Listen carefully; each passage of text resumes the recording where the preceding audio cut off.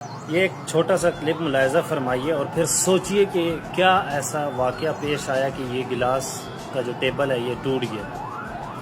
اب آپ اس سے اندازہ یہاں سے اس سے ہمیں یہ سبق ملتا ہے کہ ہمارے ملک میں ہم لوگوں کو، ہماری عوام کو، جنتا کو اس طرح ہمارے پولیٹیشنز جو ہیں وہ بیوقوف بناتے ہیں۔ اب ایک طرف یہ کہتے ہیں کہ ہمارے ملک کے اس ٹائم وزیر اعظم جو ہیں وہ شہباز شریف صاحب ہیں، لیکن آپ اس سے اندازہ لگائیں کہ جو اسٹیبلشمنٹ ہے ہماری، ان کے سربراہان جا کے امریکہ میں بیٹھے ہوئے ہیں اور اس وقت جو وہاں کے صدر ہیں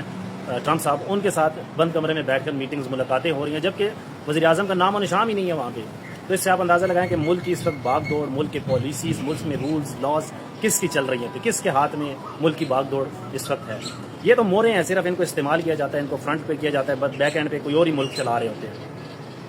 تو ہمارے اتنی یہ بدقسمتی ہے، آپ یہاں پہ دیکھیں کہ ایک طرف ہمارے سینٹ میں یہ قرارداد منظور کی گئی کہ ہم ایران کے ساتھ اس وقت کھڑے ہیں، ایک طرف ایران اسرائیل کے ساتھ مسلمانوں کی بقا کی جنگ لڑ رہا ہے، جبکہ دوسری طرف پاکستانی جو طاقتور حلقے ہیں وہ جا کے امریکہ میں، جن کی سالسی کی وجہ سے یہ سب کچھ اس وقت دنیا میں ڈسٹربنس کریٹ ہوئی ہے، دنیا میں جو حالات خراب ہو رہے ہیں، مین کردار یعنی اس میں سالسی انہی بڑے ملکوں کی ہے۔ تو اور دوسری طرف پاکستانی عہدیداران جو طاقتور حلقے ہیں وہ جا کے امریکہ کی گود میں بیٹھ گئے ہیں، وہاں پر ان کے ساتھ مذاکرات کر رہے ہیں، جو بھی ڈیلنگ ہوتی ہے۔ وہ عمران خان صاحب نے ایک اسپیچ میں کہا تھا کہ دیر از نو فری لنچ۔ اب وہاں پہ اگر وہ آپ کو لنچ کروا رہے ہیں یا آپ کو 6-7 دن کا اسٹے دے رہے ہیں امریکہ میں، تو اس کی کوئی نہ کوئی کاسٹ، کوئی نہ کوئی قیمت ادا کرنی پڑے گی پاکستان کو۔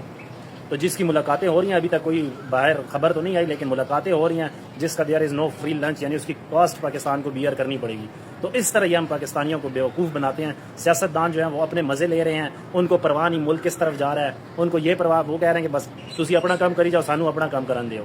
مطلب کوئی کسی کو ملک کی پرواہ ہی نہیں ہے، سارے اپنے اپنے سوچ رہے ہیں، اپنے جائیدادوں، اپنے مراعات، اپنی تنخواہیں، ان چیزوں کی ان کو سوچ و فکر ہے۔ ملک کی یا مسلمانوں کی بقا کی جنگیں جہاں پر ہو رہی ہیں ان کی ان کو کوئی فکر نہیں ہے، صرف قرارداد منظور ہو گئی ہے، ایران نے شکریہ بھی ادا کر دیا۔ لیکن آپ یہ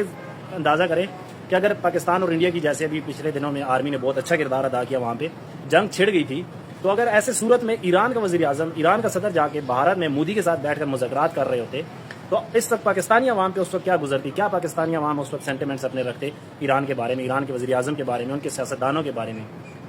تو اس وقت جب ایران اور اسرائیل کی جنگ چھڑ رہی ہے، یہ لوگ جا کے امریکہ میں بیٹھ گئے ہیں، تو ذرا عقل سے سوچیں کہ یہ ہمارے ساتھ کیا کھلواڑ ہو رہا ہے اس وقت پاکستانی عوام کے ساتھ۔